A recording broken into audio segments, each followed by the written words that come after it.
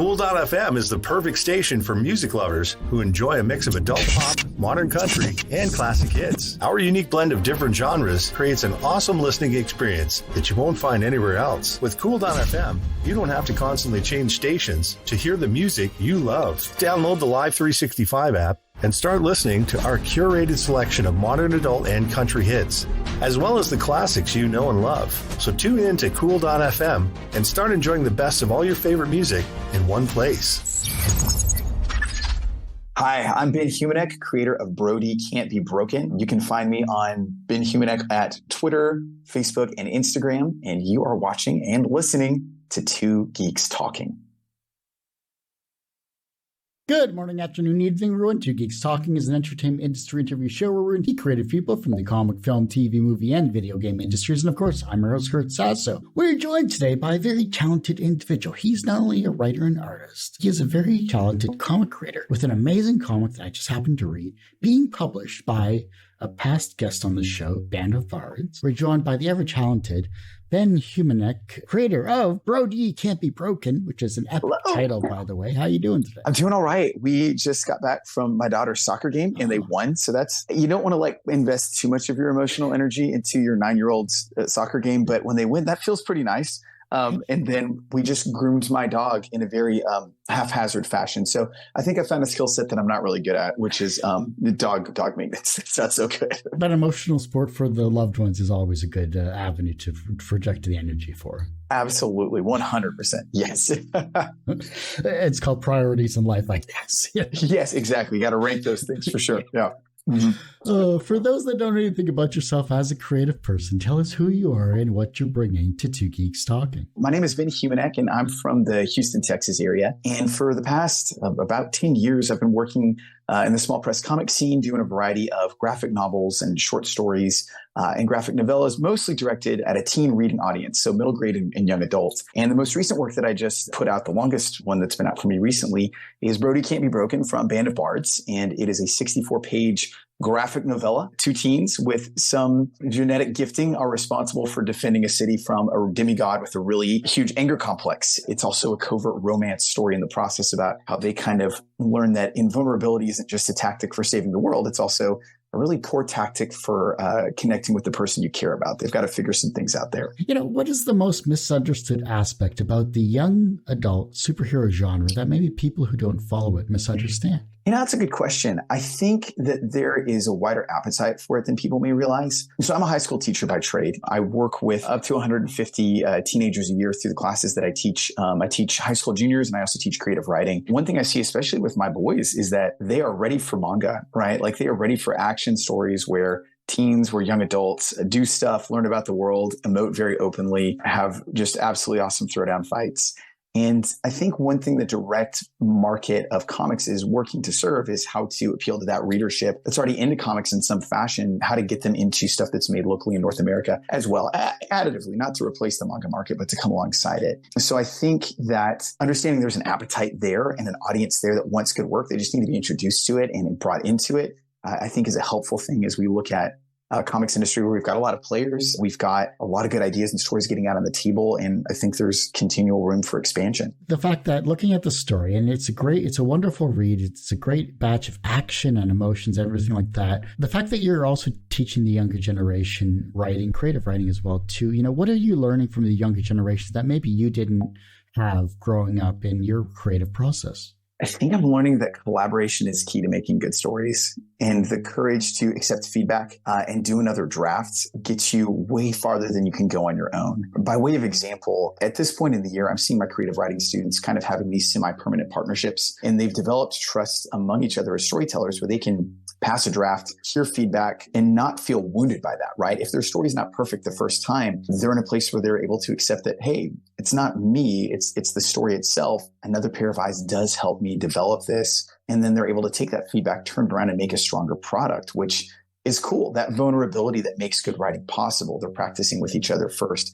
I love that. That's a really special thing. Do you think this younger generation gets a bad rap for the emotional climate that they're currently dealing with, especially when it comes to the creative process? 100%. I'm definitely the kids are all right kind of person. And I don't think that means that like we've got a utopian generation in the offing or that's already preceded them. But yeah, these are normal teenagers who are living in a different cultural and technological environment than my generation. I'm a millennial, for instance. But yeah, I think they're good at self-monitoring. I think there's a better conversation around mental health and a greater self-awareness about that they're bringing to the table. And I think that is a positive thing for storytellers. They're in a place where they've got better access to understand and articulate how they feel about things. And really, a big part of storytelling is invoking emotion. And so when I see my kids picking apart the latest episodes of The Last of Us and talking about how they cried deeply into their tissues, in between infected attacks or whatnot, it's cool. It's cool to see them grappling with it. And I think our current young generation, they're a pretty brave one. I think they're more resilient than we give them credit for because they've had to live through a pretty disruptive pandemic incident. They still are aspirational about what they can accomplish and achieve for themselves in the future. And I love that. That gives me a lot of energy in life in my practice. Why was Brody Can't Be Broken an important story for you? Growing up, specifically as a guy, I had an understanding that the way to function in the world was to kind of bury the extreme emotions in my life, which is hard because I'm also an English major and I have a lot of feelings. But, you kind of live in that friction between those ideas. And I think what I ended up doing with Brody was I was writing myself a metaphor about how this character his ability is basically that he can't be hurt. He's got this field, this AT field, if you want to use Evangelion speak there, that prevents him from being hurt, but it can only protect him. And so he's essentially spent his young life being a first responder in disaster situations, trying to help people where he can go in and take some falling debris and be fine. But as he faces an incident where protecting himself isn't enough, and where he's got someone that he cares deeply for participating in this with him, I think he's beginning to learn that keeping your emotions closed off or pretending those don't affect you is actually not healthy. You've got to be vulnerable. You've got to let someone else in. And that gives you the chance to connect and to aid and really make a difference. And I think that's something I've been working at in my 30s. I think I just wanted to write a story where someone was working that out way earlier. and getting a better run at that before they hit their adult years, and maybe use that as a chance to give my readers permission for themselves to be more open and to let the slings and arrows of the world still affect them while charging forward bravely ahead. So then how did this affect you in your real life? How did you translate the issues that you had, that you've repressed, and how did it come out in maybe a healthier manner? In a lot of ways, I'm naming how I'm feeling much better now. I'm also a parent. We've got 3 kids under the age of 9 in this house. And not to make it too psychological, but I think, Kurt, I'm someone who's like denied anger for a long time. If we're going with the Enneagrams, I'm on the 9 side where, you have those like, I feel things, but I don't talk about them. Everything needs to be at peace. I think as my kids work with anger and conflict, we're learning it's better to give them equipment where they can say like, I'm feeling mad right now. And then that's a much better alternative than like, I hate you. I want to tear you apart. Right? Like, well, that's extreme. I'm learning to do the same thing, to articulate when I'm angry or when I'm overwhelmed, or God forbid to say to my wife, today was a tough day. Can I take 20 minutes? Can I step to the side? Instead of white knuckling my way through life and then just feeling grumpy later. The more we can say what we're feeling, the better we are. In the story, Amander, she's the co-protagonist. She's the character who does that. She has lived through kind of a really controlling situation in her past. She's trying to get over. She's got some stigma in her life because of that. She's also really in tune with who she is, where she's at, what it takes to make sure others are well cared for. She's able to name where she's at and to make sacrifice plays accordingly. So I think where Brody is like the growth factor, she's like the one who's gotten there and who's achieved it. Being a writer and an artist when it comes to this creative process, other than having, say, your wife or your kids read over your final drafts, what was this journey like for you? What was the initial concept that like created Brody and created your other characters, and how did that help you maybe on a therapeutic level creatively? Yeah, that's a great question. It came about when I saw an anthology of shonen-style fight comics that were made by Western indie creators. And I don't mean indie in terms of like they're working their way into like big 2 work. I mean indie in terms of kind of Fantagraphics, drawn in quarterly, underground influenced crowd, just taking really left angle approaches to this medium. And so that started to stir in my mind what kind of story I'd want to tell if I had the chance. I'd like collaborating with other creators. I've drawn stories for other writers, for instance, working within the North American indie comics scene. And with this one, I wanted to do it solo soup to nuts just to push myself and see if I could grow. But I definitely had to invite people into the process to give feedback. So I got really valuable perspective from some fellow creators like CJ Hudson Matt Battaglia, Doug Wood, Stoney Williams, Fellhound, Mark Pate, and others that I credit and thank in the book because, even though I'm trying to accomplish this myself, I'm not always the best judge of what I'm putting on the page. And I need someone to set me straight. I need help. As a big Star Trek fan, one of the famous discussions that's had in the episode City of the Edge of Forever, On the Edge of Forever, where Kirk goes back in time and has to let this social worker die to prevent World War II. And they talk about how some of the most beautiful lines written in the English language are "let me help," possibly even more powerful than "I love you." I think I found that to be true in my comics journey. As much as I want to do solo, I still need help. And so therapeutically, I think that got reinforced. Having a 64-page book to do by a specific deadline so that I could, honor my obligations to Band of Bards. It was important to get other people into the process. And to say, fully, Bards themselves was incredibly helpful. Also, just Tim Stalinsky and Chris Benamonte, they're really encouraging guys who've got a great vision for what kind of comics they want to make.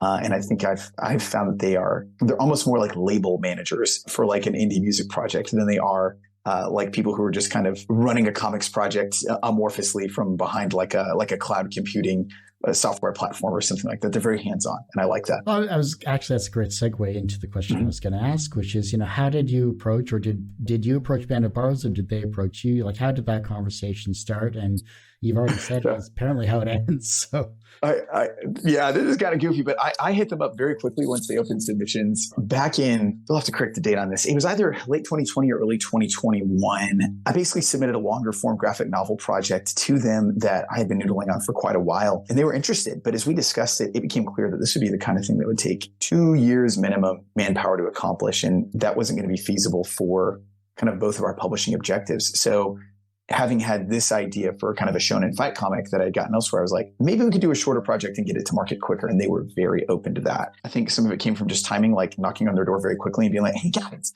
and being like, all right, well, this guy's got a lot of enthusiasm. And then from there, like being really collaborative in the dialogue about what kind of book would best suit their mission and their model within the scope of what I could accomplish. Everyone usually asks, what's the wisest piece of advice, or what's the most BS piece of advice? But what is the second wisest piece of advice that you've received that has stuck with you in your career? The second wisest piece of advice that I've gotten, I think, is, because I know the first one, because I've said it recently in public, but I think the second one is that you're allowed to make B's or C's. And I'm not saying that because I'm a teacher. I worked at a nonprofit Christian summer camp for a short period of time after college. And that was a chance to listen to other nonprofit leaders kind of about their philosophy of life. And I remember we had a guest speaker one time who was talking about a time where he was bivocationally pastoring a church, where he was raising a young family, and where he was attending a seminary. And he was not doing great in his seminary classes. He was just barely scraping by, just, not studying Greek enough or something.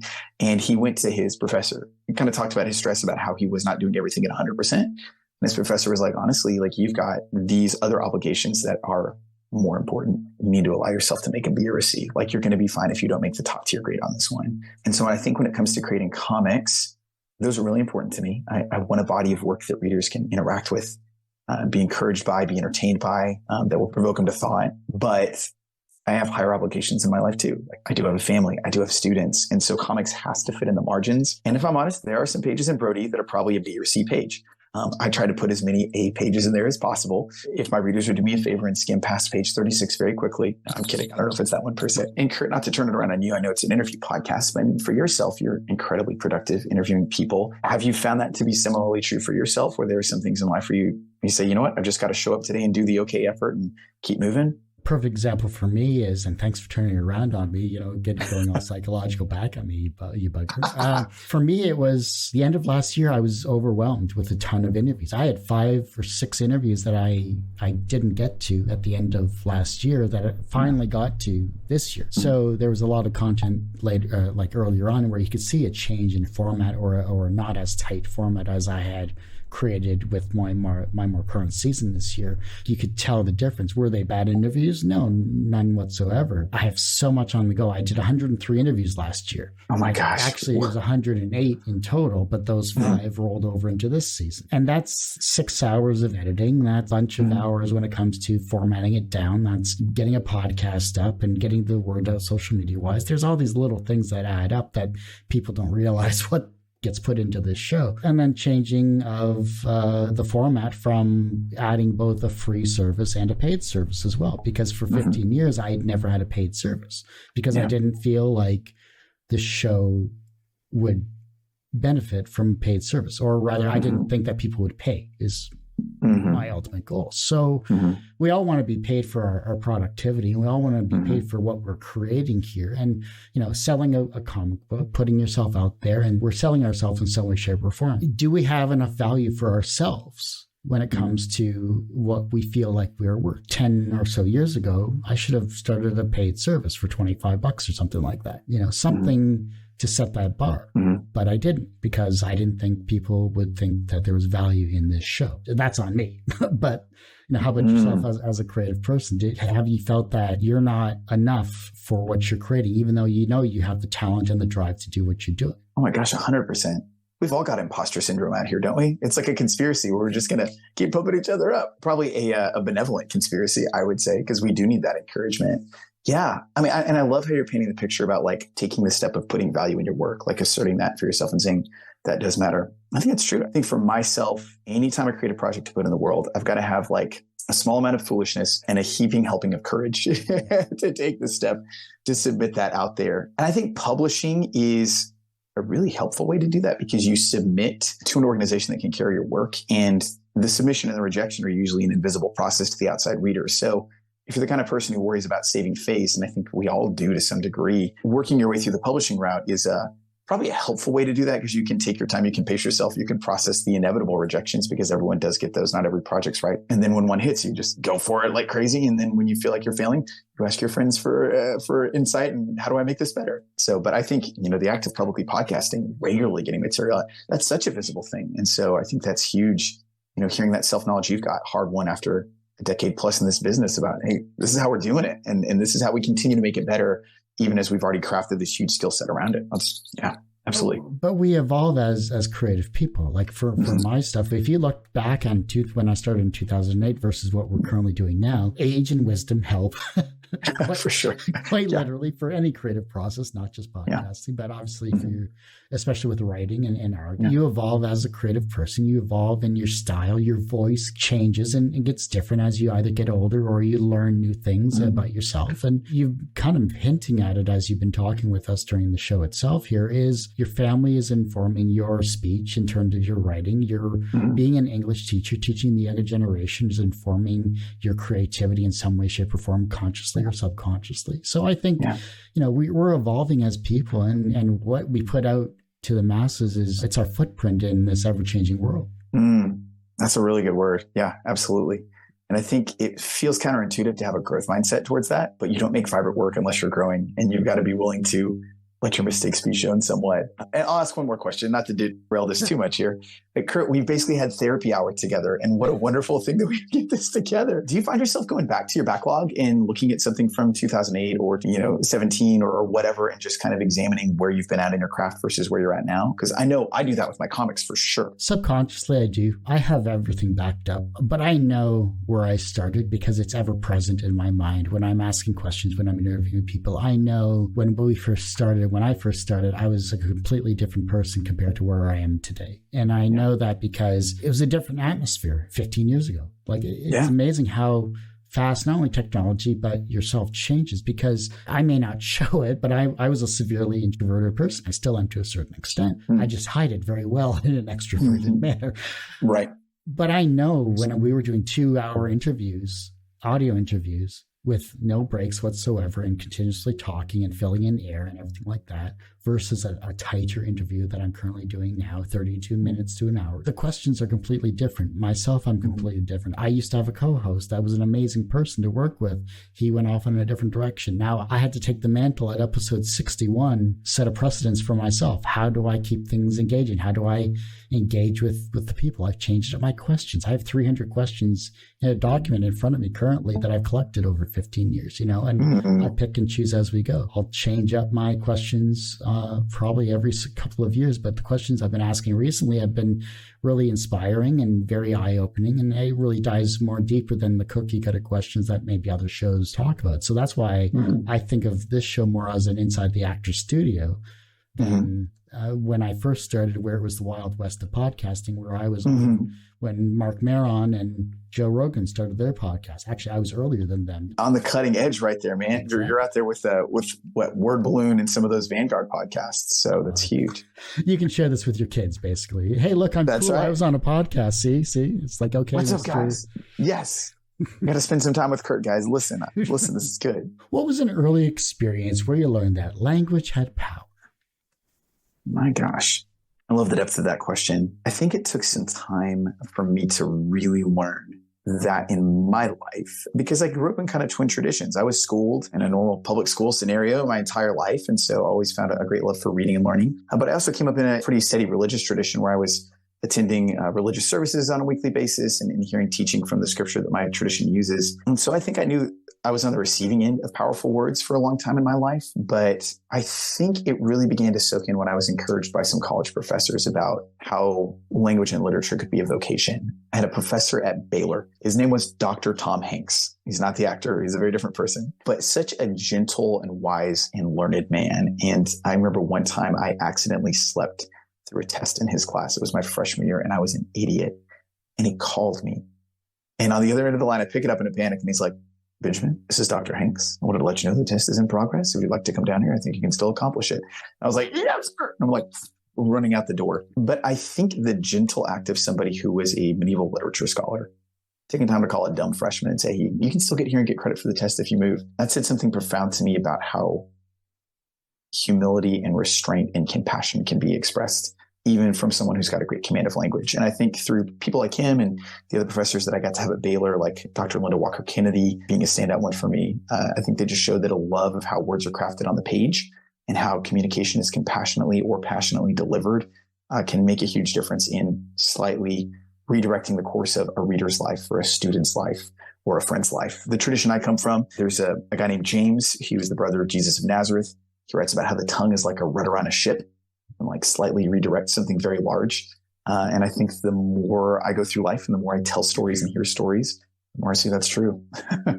It's amazing what you learn from college and life and how they merge to inform yourself as a person. And I'm sure what you learned at Baylor and what you learned as a teacher yourself, I think is an amazing change in a person's life, because I'm sure religion helps in some way, shape, or form, and it informs you in a theological aspect and in life as well too. And not to say that influences your creativity, but it can, I'm sure, definitely. It's interesting to see your path in life. How do you think the birth of creativity was formed? Ooh, you mean like personally or like cosmologically? Like, where did creativity come from? Thank you. Oh, I like that. That's a broad question. I will steal from somebody, and I think this is actually where creativity comes from. But J.R.R. Tolkien, who was originally a linguist, right? He set out to write his books because he was busy inventing made up languages from like Norse backgrounds and stuff.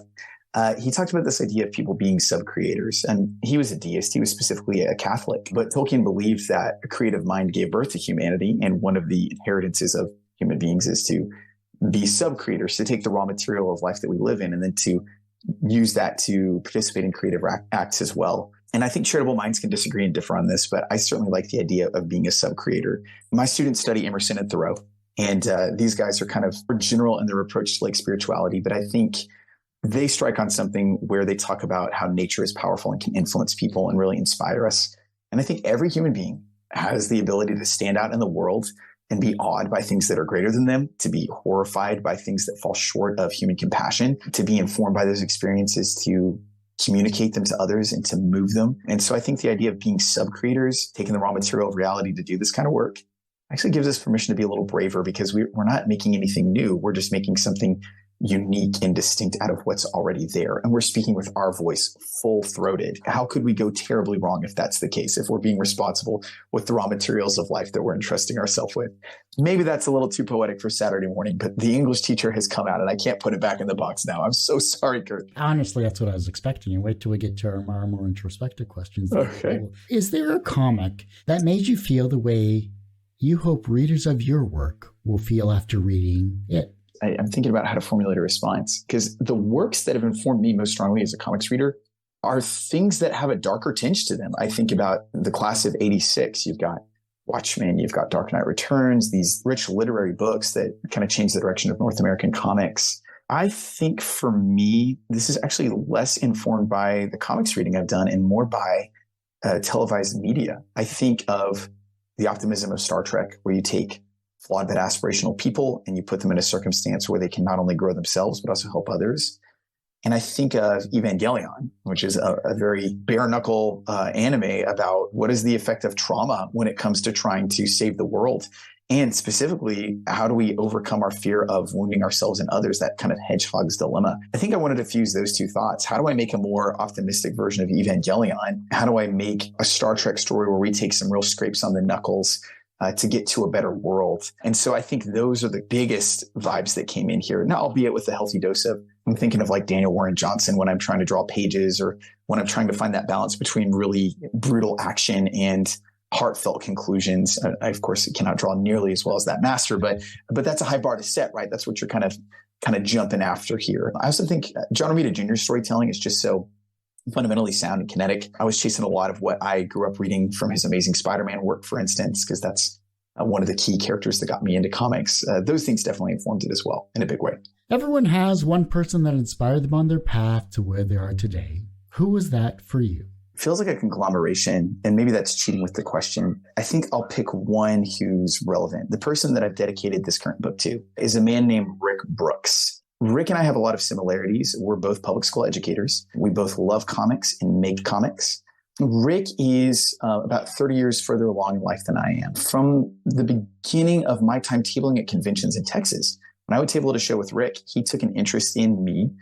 Just to check in on me and seeing how I was doing, to show me stuff he was working on, to give me pointers on my art. One time he gifted me an original Superman page that he'd gotten from Carrie Gamble, who is just a fantastic artist, just as a sign of encouragement and affection. I think I saw Rick be both a cartoonist and a mentor in his professional practice and in the independent comic scene. And that made me want to be the same kind of person, to see that there's a continuity there, right? That the work you make and the way you encourage and help others are two sides of the same coin. They're not separate. They're not compartmentalized. And so I dedicated this book to Rick because he was so fundamental and encouraging me and saying, you can do this same thing that I'm doing. Now, Rick has achieved some great things. He's got a strip in multiple papers across Texas. He's part of the National Cartoonist Society. That is one of the highest memberships you can achieve as a working cartoonist in the United States. So he's really gotten to a lot of places, and he continues to be someone who I aspire to be like, and also who inspires me. From a professional standpoint, you are, of course, a successful English teacher. You are a successful comic creator. You are being published by Band of Bards. And I'm sure you have many projects on the go that I can't wait to hear about and see and talk to you about in the future. So please come on back anytime here. From a professional standpoint, you are successful. Do you consider yourself personally successful? I think this is really good. No, not yet. I don't think so. I think I'm in the middle of a long race. I was a cross-country runner in high school, and I didn't want to sprint. That felt painful. But running for a long distance felt achievable. And I think I have began viewing my life in the past couple of years as just a really long-term race. And you've got to show up and you've got to keep putting the steps in and keep hitting your markers. I think I will feel most accomplished when I have finished my race at the end of my life. And I am content to run steadily until I get to that point.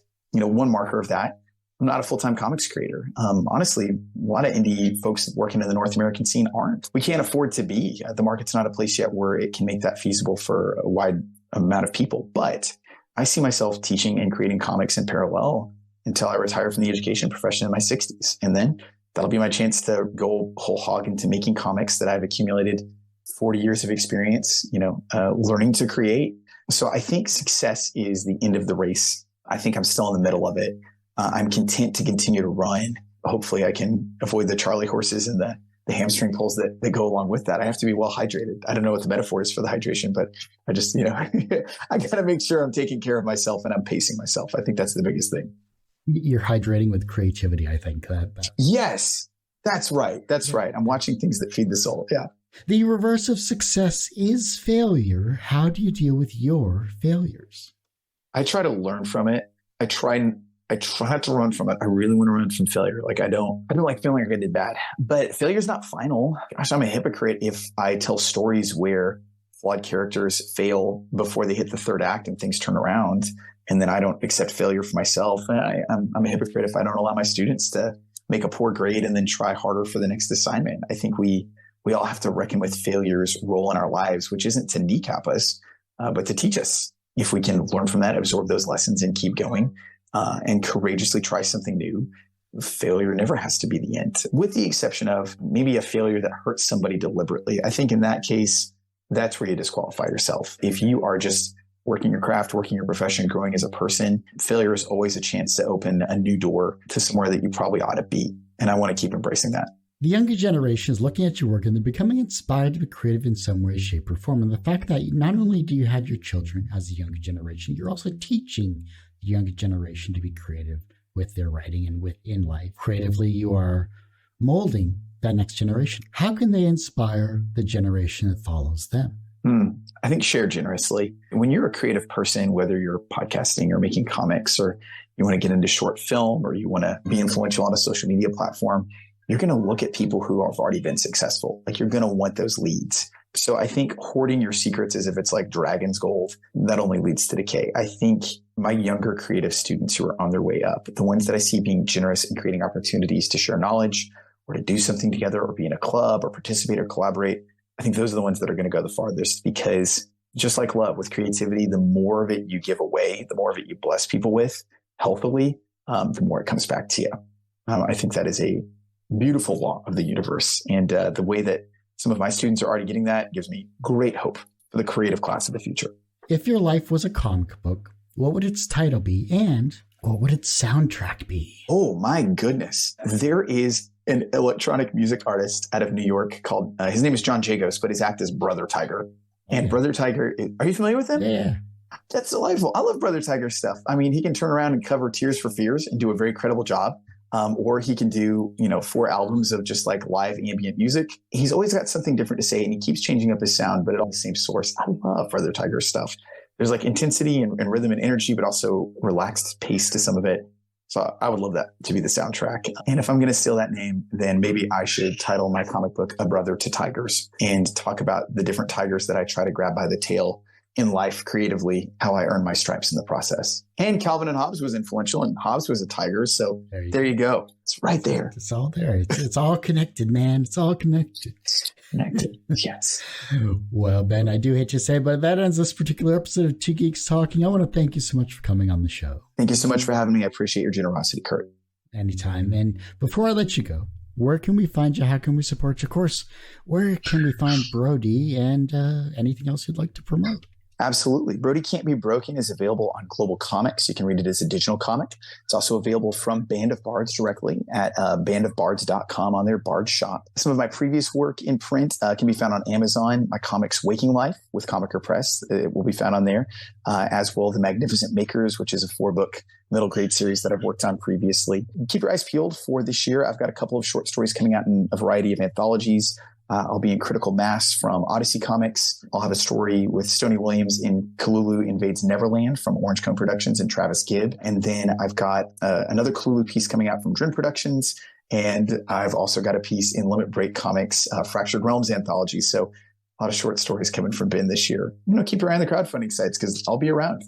Well, like I said, that ends this particular episode of Two Geeks Talk. You can, of course, find this interview and 1,000+ others on our website, tgtmedia.com or twogeekstalking.com. That's the word 2, not the number 2.